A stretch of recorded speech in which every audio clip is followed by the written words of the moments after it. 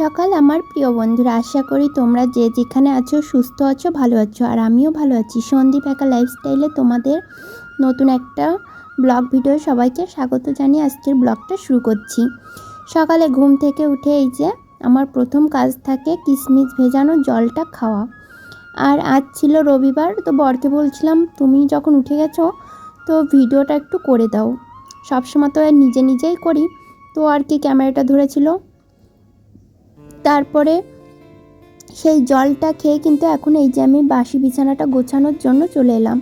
তো প্রথমে এই যে মশারিটা খুলে নিলাম, এখন হচ্ছে বিছানাটা আমি গুছিয়ে নেব।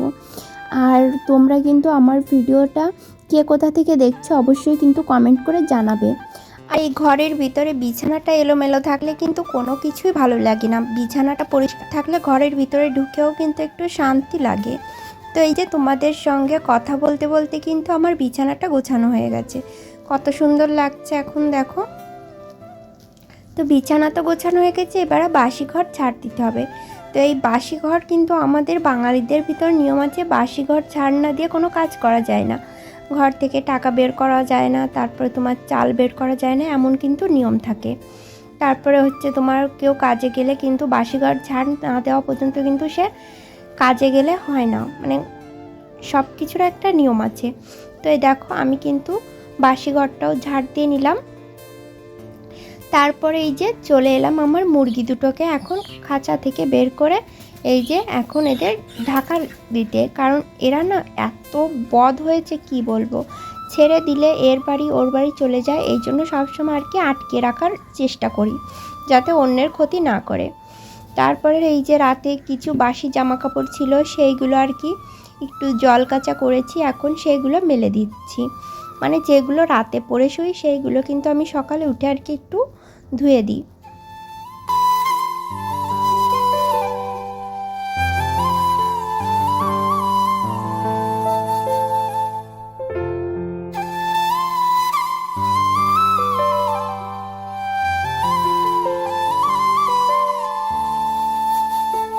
তো দেখো এই যে আমার জামা কাপড়গুলো মেলে দেওয়া গেছে, আর এখানে দেখো গাছের ছায়া তারপরে হাওয়া বাতাসে কিন্তু জামাগুলো শুকিয়ে যায়, বেশি রোদ্দুর লাগে না, কিন্তু যে হাওয়া দেয় তাতে কিন্তু দুপুর হতে হতেই সব শুকিয়ে যাবে। তারপরে এই যে চলে এসেছি আমি এখন এই যে মাটিগুলো একটু ভেঙে জল দিয়ে নরম করার জন্য, কারণ আমার উনুনটা ভেঙে গেছে অনেক দিন হচ্ছে, তোমরা ভিডিওতে দেখেছো।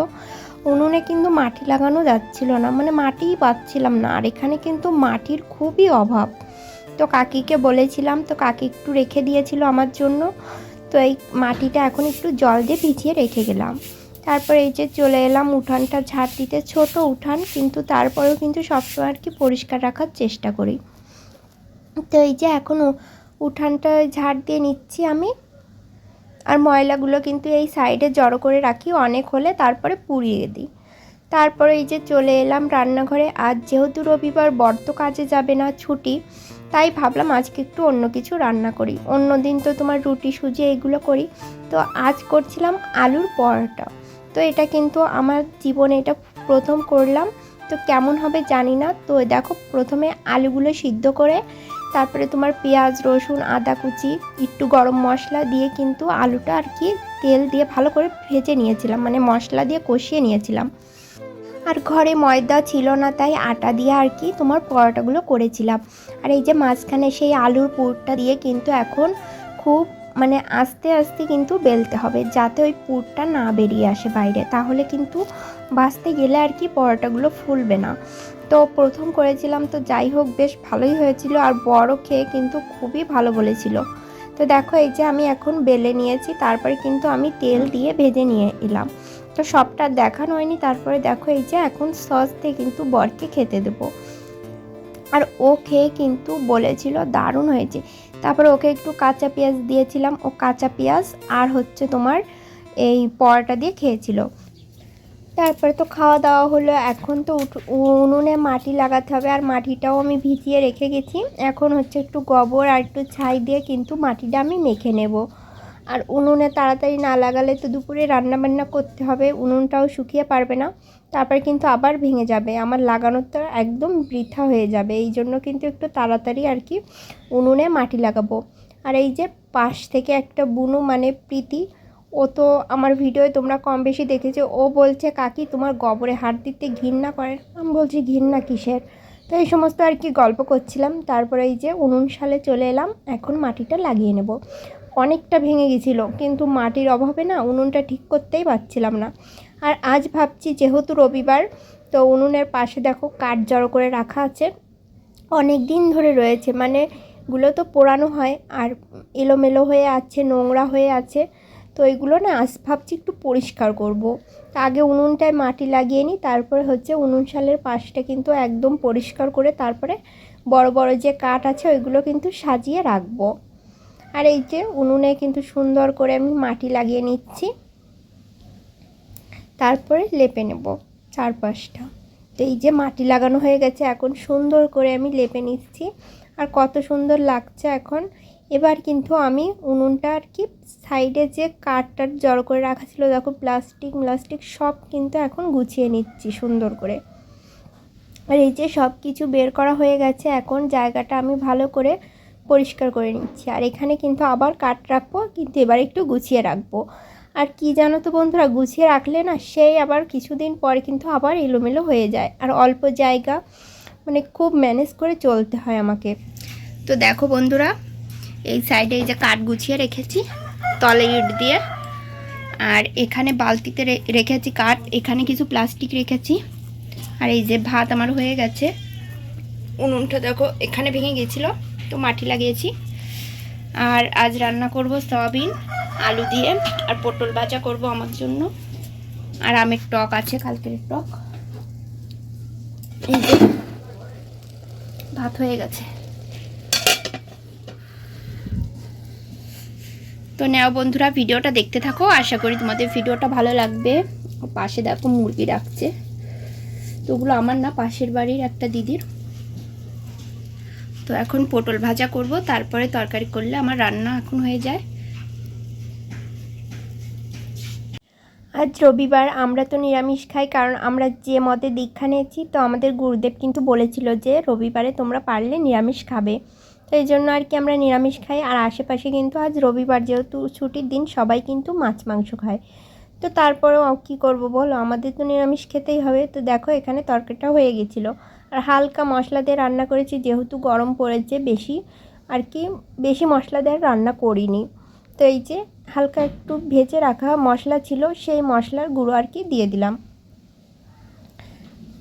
তারপরে দেখো অনেকক্ষণ পরে কিন্তু আমি ঘরটর মুছে একটু বাসন টাসন ধুয়ে কিন্তু স্নান করে এখন যাচ্ছি জল দিতে তুলসী গাছে, কারণ আমি এখন পূজা করব, আর পূজা করার আগে কিন্তু আমি তুলসী গাছে জল দিই। তো এটাই হচ্ছে রোজকার রুটিন আর কি আমার, মানে তুলসী গাছে আমার জল দিতেই হবে। আর এই যে দুটো ফুলও ছিল ঘটের ভিতর, সেই দুটো কিন্তু পড়ে গেল গাছে।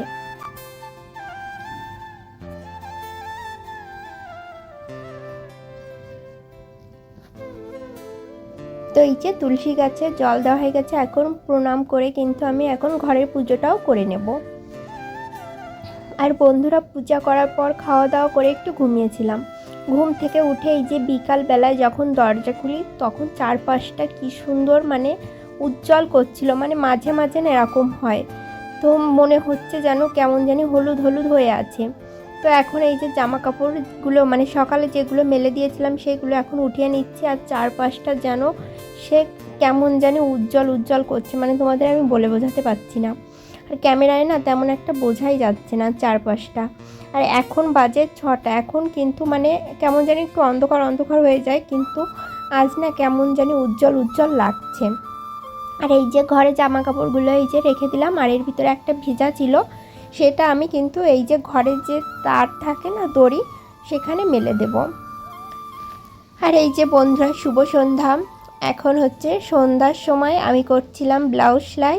আর এই যে এই বুনো কয়টা এসেছিলো, ওরা এসে খেলা করছিল, আর আমি বলছিলাম মানে আমার বরকে বলছিলাম তুমি একটু ভিডিও করো। তো ওরা ওদের মতন খেলা করছে, আর আমি আমার মতন আর কি ব্লাউজ সেলাই করছিলাম। তারপরে রাতে খাওয়া দাওয়া করে আর কি, চাল তো বাড়ন্ত ছিল, 1 বস্তা চাল এনেছিল বর। তোকে বললাম চালটা ড্রামের ভিতর রেখে দাও, না হলে ইঁদুরের যা উৎপাত, তো বস্তা ফুটো করে দেবে। এই জন্য দেখো ও আর কি চালের বস্তাটা আর কি ড্রামের ভিতর রেখে দিচ্ছিল। আর আমিও হাত দিয়ে আর কি চালটা দেখছিলাম কেমন এসেছে, চালটা ভালো কিনা। তো দেখছি না, ঠিকঠাকই আছে। তো বন্ধুরা, আজকের মতন ভিডিওটা কিন্তু এই পর্যন্ত, আর বেশি বড় করছি না, এমনিতে অনেকটাই বড় হয়ে গেছে। আর আজকের ভিডিওটা তোমাদের কেমন লেগেছে অবশ্যই কিন্তু কমেন্ট করে জানাবে। আর যারা নতুন বন্ধু আজকে আমার ভিডিও প্রথম দেখছো তারা কিন্তু অবশ্যই আমার চ্যানেলটা সাবস্ক্রাইব করে আমার পাশে থাকবে।